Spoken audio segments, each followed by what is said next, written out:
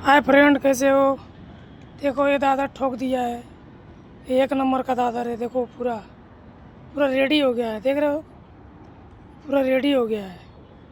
ये देखो पूरा रेडी हो गया है। ये वो 2829 एरिया है और ये भी 2829 एरिया है। ये पूरा कंप्लीट हो गया है।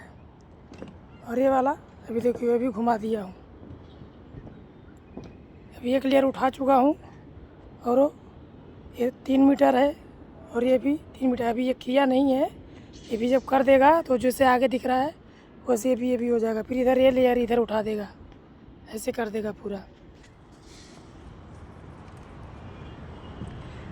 बहुत मेहनत लगता है फिटर, बहुत मेहनत लगता है फ्रेंड लोग। हम लोग बहुत मेहनत करते हैं फ्रेंड लोग। थोड़ा आप लोग प्यार दीजिए। देखिए पूरा हम लोग ऐसे ही काम करते हैं। देखिए कितना धूप है, देख रहे हैं?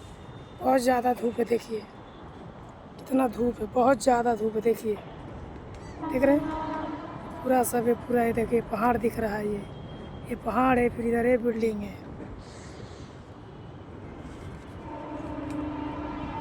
हाय फ्रेंड लोग, कैसे हो आप लोग? अच्छे रहिए, स्वस्थ रहिए।